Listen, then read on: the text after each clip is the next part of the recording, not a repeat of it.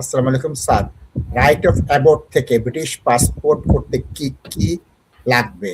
কতদিন সময় যায়? রেজিস্ট্রেশন করার লাগবে কি? রাজ ভাই, অত্যন্ত জটিল প্রশ্ন এবং এটাই হোম অফিস কিন্তু অনেক অফিসার বুঝে না এবং সব নতুন ডকুমেন্ট চায়, পাসপোর্টটা নতুন থাকতে হয়। কাজ ভাই একটু বিষয়গুলো ব্যাখ্যা করে। রাইট অফ অ্যাবট যখন আপনাদেরকে গ্রান্ট করা হয়, you are recognised as a British citizen by descent. আপনি জন্মগত ব্রিটিশ সিটিজেন, যার কারণে আপনার আর ব্রিটিশ রেজিস্ট্রেশনের দরকার লাগবে না। So you can directly apply for British passport.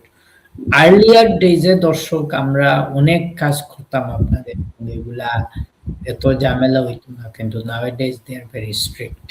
এবং ভেরি স্ট্রিক্ট ওই কারণে যে হোম অফিসের পাওয়ার আছে, they can refuse to issue a British passport to anybody. So this is called the prerogative power, মানে এটা তাদের এখতিয়ার আছে এবং এইসব ডিসিশন গুলা নর্মালি কোর্টে আপিল রাইটও থাকে না, চ্যালেঞ্জ করা যায় না। না সেই you challenge to the high court by way of a judicial review. Same document দিতে হবে যেগুলো আপনার অরিজিনাল অ্যাপ্লিকেশনে দিয়েছেন। তিনটা ডকুমেন্ট ম্যান্ডেটরি। একটা হচ্ছে আপনার birth certificate, which must be issued within 1 year of your birth, এবং এটা 2016 এর একটা রেগুলেশন, এবং এটা একটা মানে যে এই আইনটা লেখছিল, আমি সব সময় বলি হে হয়তো মানসিকভাবে ওই সময় অসুস্থ ছিল, আনাইলে he was not thinking what he is supposed to do। কারণ 1 বছরের মধ্যে আপনি জন্মের কিভাবে বার্থ সার্টিফিকেট অবটেন করবেন। There are still many countries in the world people don't have contemporaneous system of birth and death registration. How would these people will get it?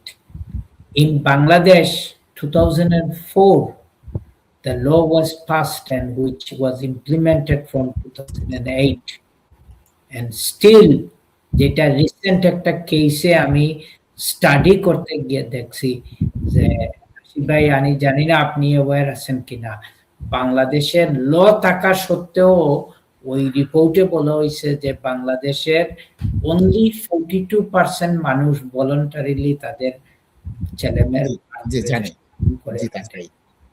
Still this is not the case. So ওই জন্য ওইটা আপনি explain করতে হবে, এবং British পাসপোর্টের ক্ষেত্রে এটা খুব ধরে ওরা প্যারেন্টসের ম্যারেজ সার্টিফিকেট দিতে হবে উইথ ট্রান্সলেশন, এবং আপনি লাস্টলি যেটা দিতে হবে যে আপনার বাবার ওই সিটিজেনশিপের ডকুমেন্ট দিতে হবে যে আপনি ওনার সিটিজেনশিপে পড়েন কি না। So that is the process. সময় লাগবে, ফার্দার বেটার ইনফরমেশন চাইতে পারে, they even invite you for an interview, but you should be ready for all of these eventualities.